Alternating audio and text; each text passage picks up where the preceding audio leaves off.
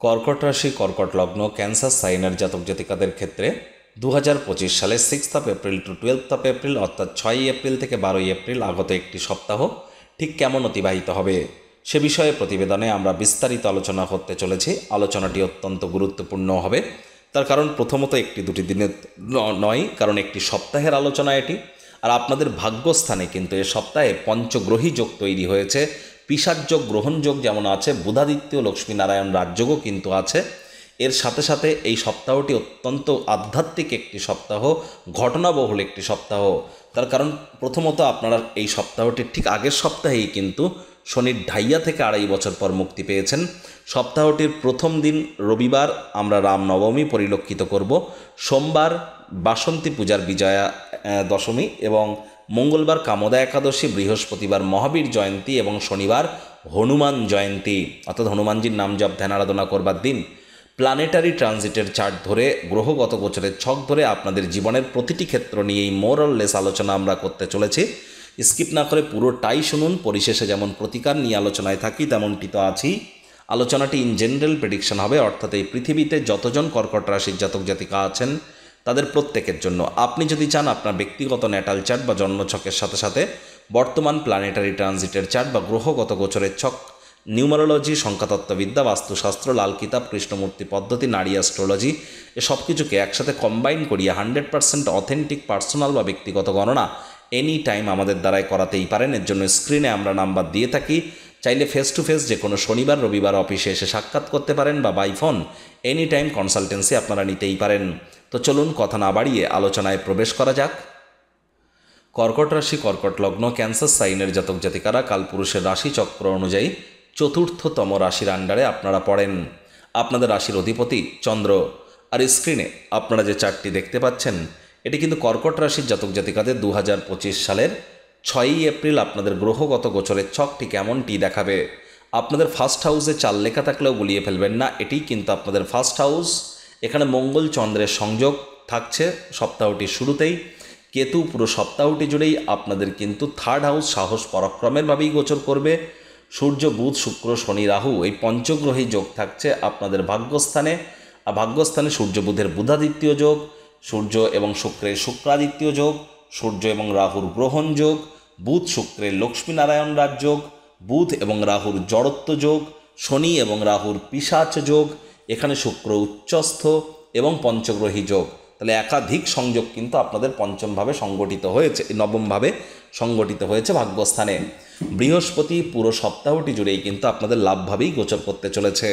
আর খুবই সম্প্রতি আপনারা শনির ঢাইয়া থেকে মুক্তি পেয়েছেন। যেহেতু রবিবার দিনটা রামনবমী, অবশ্যই রামলাল্লা সীতা মাইয়ার নাম জপ ধ্যান আরাধনা করুন। কোনো কিছু না পারলে বলুন রঘুপতি রাঘব রাজা রাম পতিত পাবন সীতারাম। আর অবশ্যই রামজির শুধু নাম জপ নয়, রামজির চরিত্র, কৃতিত্ব, তার গুণ এগুলি আমাদের মধ্যে যদি আমরা ইনপুট করতে পারি তবেই কিন্তু প্রকৃতপক্ষে একটি সুন্দর পরিবার, সমাজ এবং রাষ্ট্র গঠনে আমরা মুখ্য ভূমিকা পালন করতে পারি। যারা সনাতনী হিন্দু আছেন তারা অবশ্যই কামদা একাদশীর মহান ব্রত পালন করুন এবং যারা হনুমানজির ভক্ত আছেন তারা হনুমান জয়ন্তী শনিবারের দিন নাম জপ ধ্যান আরাধনা হনুমানজির করুন। বাসন্তী পূজার হার্দিক শুভেচ্ছা অভিনন্দন আপনাদেরকে রইল বিজয়া দশমীর। আর এবছর 2025 সাল মঙ্গলের বছর, হনুমানজির বছর। যত বেশি হনুমানজির নাম জপ করবেন তত বেটার ইম্প্যাক্ট পাবেন। তার মানে এই না যে হনুমান চালিসা জপ করতে শুরু করে দেবেন, এর জন্য পারমিশন কিন্তু লাগে। আমরা অবশ্যই পরিশেষে কিছু হনুমানজির মন্ত্র আপনাদের সামনে উজাগর করব যেগুলি আপনারা জপ করতে পারেন। দেখুন, সপ্তাহটির শুরুতেই চন্দ্র আপনাদের রাশির অধিপতি রাশিতেই অবস্থান করছে, যদিও মঙ্গল এখানে নিচস্থ হয়ে আছে। প্রথম কথা, মঙ্গল চন্দ্র দুটিই কিন্তু ফার্স্ট প্ল্যানেট। তাহলে এ সময় কিন্তু আপনাদের মধ্যে চঞ্চলতার মাত্রা, বিশেষ করে 6 তারিখ 7 তারিখ এই 2 দিন মাত্রা অতিরিক্ত চঞ্চলতা কিন্তু বৃদ্ধি পেতে পারে। যোগব্যায়াম, ধ্যান, প্রাণায়ামের সাহায্য গ্রহণ করলেই শুধু হবে না, শরীরের ঘাম ঝরাতে হবে, তবেই এই হাই এনার্জিকে আপনারা চ্যানেলাইজ করতে পারবেন। এবং এ সময় কিন্তু আপনারা একটু আবেগপ্রবণ হতে চলেছেন এবং আপনাদের মধ্যে বিশেষ করে যারা বিবাহের প্রচেষ্টা করছেন তাদের জন্য সময় সুযোগ কিন্তু 6 তারিখ 7 তারিখ এক প্রকার বেটার পরিগণিত হবে। এ সময় শরীর স্বাস্থ্যেরও কিছুটা হলেও আপনারা ক্ষেত্রে উপকৃত হবেন। ইচ্ছা শক্তি এ সময় প্রবল হতে চলেছে। তবে এ সময় কিন্তু আপনাদের কোনো প্রকার তাড়াহুড়ো বা রাগ করা থেকে বিরত থাকতে হবে। রাগ কিন্তু স্বল্প পাগলামির একটি রূপান্তর মাত্র। আর যদি শারীরিক কসরত করে শরীরের ঘাম না ঝরান, রাগের মাত্রা কিন্তু বৃদ্ধি পুরো সপ্তাহটি জুড়েই আপনাদের পেতে পারে। এবং এখানে চন্দ্র কিন্তু আবার দেখুন মঙ্গলবার সকাল 7:54 আপনাদের সেকেন্ড হাউসে গোচর করবে, সেখানেই থাকবে বৃহস্পতিবার সন্ধ্যে 7:04 পর্যন্ত। তাহলে মঙ্গলবার সকালবেলা থেকে বৃহস্পতিবার সন্ধ্যেবেলা এই সময়টিতে চন্দ্র যেহেতু সূর্যের রাশি অর্থাৎ আপনাদের সেকেন্ড হাউসে গোচর করবে, পরিবার পরিজনদের জন্য আপনারা কোনো কিছু কর্ম করতে চলেছেন, পরিবারের প্রতি দায়িত্বগুলি পালন করতে চলেছেন, সমস্যায় পড়লে পরিবারের সদস্যদের তরফ থেকে সহযোগিতাও আপনারা পেয়ে যাবেন।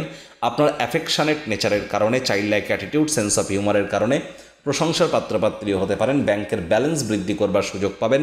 মুখনিসৃত বাণীর মধ্যে নমনীয়তা, কমনীয়তা আপনাকে নতুন ব্যক্তিত্বের অধিকারী হতে সাহায্য করবে। এ সময়ে আপনাদের অবশ্যই কোনো প্রকার লং ডিস্ট্যান্স জার্নি, বিশেষ করে আবারও বলছি মঙ্গলবার সকালবেলা থেকে বৃহস্পতিবার সন্ধেবেলা পর্যন্ত লং ডিস্ট্যান্স জার্নি অ্যাভয়েড করুন। সাবধানে গাড়ি ঘোড়া চালান, শরীরে চোটাঘাত কিন্তু আপনাদের লাগতেই পারে। চন্দ্র বৃহস্পতিবার সন্ধ্যাবেলা 7:04 প্রবেশ করে যাবে আপনাদের থার্ড হাউসে, কেতুর সাথে সংযুক্ত হবে। 6 লেখা থাকলে গুলিয়ে ফেলবেন না, ওটি আপনাদের থার্ড হাউস। এখানে কিন্তু চন্দ্র থাকবে রবিবার পর্যন্ত। তাহলে বৃহস্পতিবার সন্ধ্যাবেলা থেকে শুরু করে শুক্রবার শনিবার এই দুদিনই কিন্তু চন্দ্র কেতুর সংযোগ আপনাদের থার্ড হাউসে সংগঠিত হবে, যার কারণে আংশিক চন্দ্রগ্রহণ তো হলোই, আর পঞ্চগ্রহের ভাগ্যস্থান থেকে পঞ্চগ্রহ তাদের পূর্ণ দৃষ্টি কিন্তু আপনাদের থার্ড হাউসে রাখছে। তাহলে সাহস পরাক্রমে কিছুটা ঘাটতি হয়তো আপনারা অনুভব করতে পারেন। সপ্তাহটির শুরুতে আপনাদের থার্ড হাউসের অধিপতি বুধও কিন্তু বক্রিয় আছে। তাহলে অবশ্যই এ সময় ভাই বোনেদের সাথে সম্পর্ককে উন্নত করবার চেষ্টা করুন।